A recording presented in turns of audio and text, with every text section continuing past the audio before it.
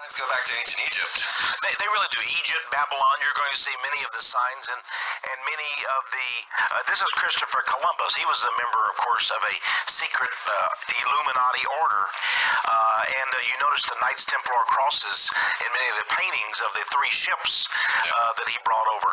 But was his name really Christopher Columbus? No, it was not. And so there's a lot of secret history involved in all of these hand signs and such. My personal belief is that they've taken on the name Columbia. You know, that's our goddess. This is the male representation of Columbia. You know, this is the first time I've ever heard that is said in public, but I believe it is true. District of Columbia, as you mentioned, the nation of Columbia, and we have a... if anybody would like to see her picture, maybe, I don't think it's a good representation, but we have Columbia Movie Studios. Yes. You know, the gal with the Roman toga, and has a torch, you know, that she's holding up and such. I set you up here a little clip here. Okay. You know, the hook 'em horns sign. Now, this one, you know, people say I love you, or, you know, they say it means so many different things, but it has always been something that rock and rollers use, and always been in connection with Satan. It has. At first, when you had the really deep, back in the 80s and early 90s especially, and 70s, the heavy metal satanic rock people, you know, that's when it really began. And Ozzy Osbourne, I remember one of the concerts, I never went to him, but I read that he actually had an altar call for the devil and said, come forward and worship the devil and give your life to the devil. And all the kids would be doing this kind of sign. Now, I look at an ignorance factor here. And I give people, you know, I'm not saying that everybody that does that sign is a Satanist. And of course, what we just saw was the University of Texas sign. And the Longhorn sign, and I'm not at all impugning the integrity of Texas Longhorn fans. I'm one myself.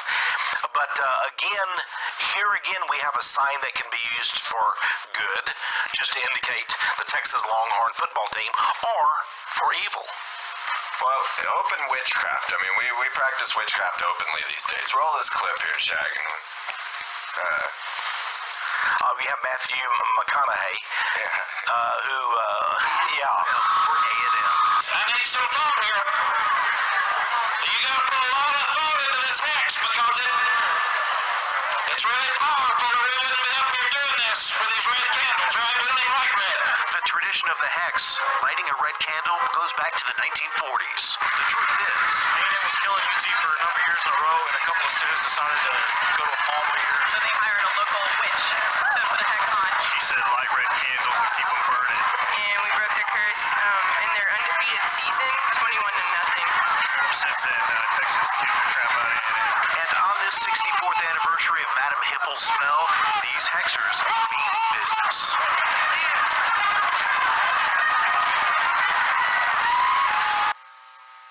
Here what we've seen then, Freeman, and you have captured it on film, is indeed an occult ceremony. Now, they may say it's all for good and fun, and that's what the Shriners who make an oath to Muhammad and Allah, they may say, oh, we don't really mean it, it's all good fun and everything, but I wonder what God looks upon, lighting red candles and doing hexes, saying we want to kill our opponent.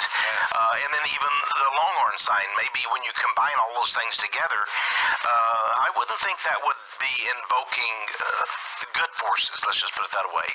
You know, I was not raised with a religion at all.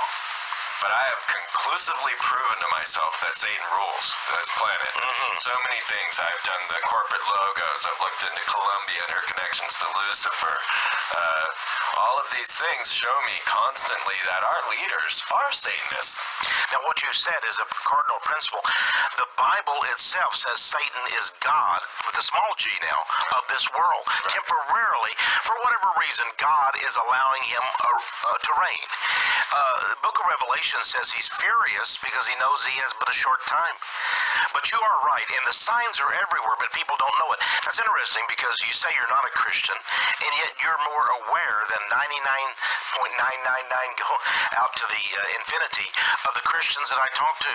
I don't know of any pastor that knows what you know about these things.